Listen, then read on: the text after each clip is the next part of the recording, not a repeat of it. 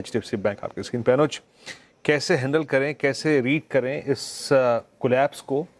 और क्योंकि हम थोड़ा सा अनसर्टेन वो जियोपॉलिटिकल फ्रंट पे भी थे, है ना? तो कैसे ट्रीट कर रहे हैं आप इस कोलैप्स को, कैसे देख रहे हैं और मंडे मॉर्निंग के लिए क्या करके जाएं अनुज? देखिए वीरू, मैं एक चीज़ बताऊं, ये थोड़ा सा मुझे लग रहा है कि एक एमएससीआई का एंगल है जिसकी वजह से ये बास्केट सेलिंग हुई है। ये मैं एक चीज़ कहूँ तो क्लोजिंग काफ़ी ख़राब है बाज़ार की। सिर्फ अगर आप प्राइस एक्शन पे जाएंगे तो क्लोजिंग ख़राब है। और आज तो वापस एक मार्केट का मिड कैप इस रेंज में फंसने का एक रिस्क बढ़ा है आज की इस क्लोजिंग के बाद। और मिड कैप की भी सेलिंग काफ़ी हुई है आज। तो अगर आप देखें तो वापस एक 23,300 उस रेंज में फंसने का रिस्क ओपन हुआ है। 23,300 से जो 850 23,900 की रेंज थी, लेकिन 24,000 अब मार्केट के लिए एक बड़ा रेजिस्टेंस बन चुका है। 24,080 हमारा प्रीवियस हाई था पिछले हफ्ते का, और आज हम एग्जैक्ट 24,000 से गिरे हैं। तो वो एक लेवल हो चुका है क्लियरली।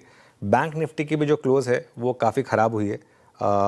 लेकिन जैसा मैं कह रहा हूँ ना, मैं हालांकि थोड़ा सा इस चीज़ को लेकर नर्वस हूँ, लेकिन अगर आप एक बहुत ही अग्रेसिव ट्रेडर हैं, बहुत ही अग्रेसिव ट्रेडर हैं अगर आप, तो मुझे लग रहा है कि निफ्टी की अगले हफ्ते की कॉल्स थोड़ा लेना बनता है। क्योंकि मेरा मानना ये है कि जो गिरावट आई है ये प्योरली एक टेक्निकल गिरावट है। प्योरली एमएससीआई फैक्टर की वजह से आई है। इसके रिकवरी आ जानी चाहिए मंडे को, अगर मेरा एनालिसिस सही है तो।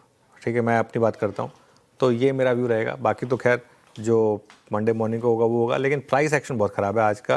क्योंकि हम एग्जैक्ट 24,000 से फिसले हैं। ये वही लेवल था जिसकी हम सुबह बात भी कर रहे थे कि अगर 24,000 पे रेजिस्टेंस मिले तो आप सेल भी कर सकते हैं।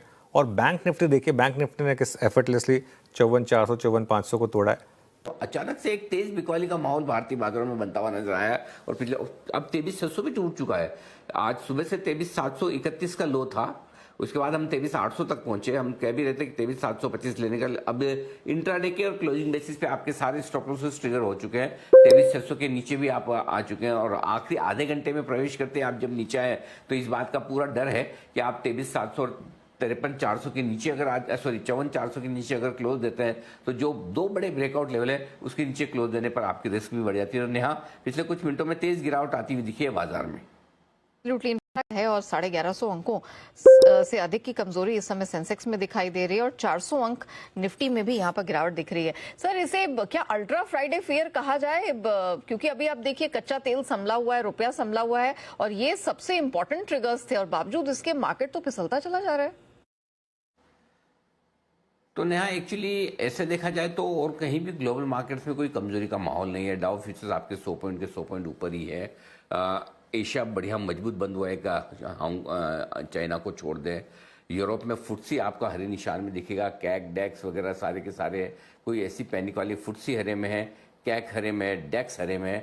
काफ़ी लोग ये मान रहे हैं कि आज फुट्सी की रीबैलेंसिंग भी है, आज माफ कीजिएगा एमएससीआई की रीबैलेंसिंग भी है, उस वजह से भी वॉलेटिलिटी है। लेकिन पता नहीं अब वो रीजन सही है क्या, क्योंकि एमएससीआई की रीबैलेंसिंग कोई ऐसा अननोन फैक्टर तो नहीं है जो आपको अचानक से आज सुबह पता चला हो या अभी 3 बजे बाद ही पता चला हो कि रीबैलेंसिंग है।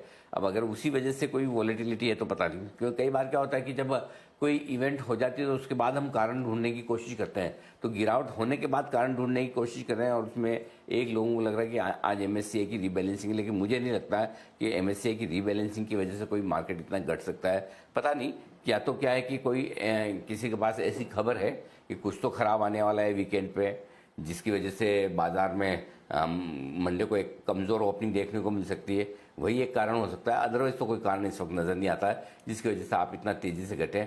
लेट्स सी क्या होता है, बट मार बहुत तेज़ी से पड़ती हुई दिखी है, इसमें कोई डाउट नहीं। जिस तरह की तेज़ गिरावट होती दिख रही है वो थोड़ी सी परेशान करने वाली। 23,500 पर सीधा निफ्टी आया। मैं आप सोचिए 300 पॉइंट गिरने में इसने 30 मिनट नहीं लगाए। ये पॉइंट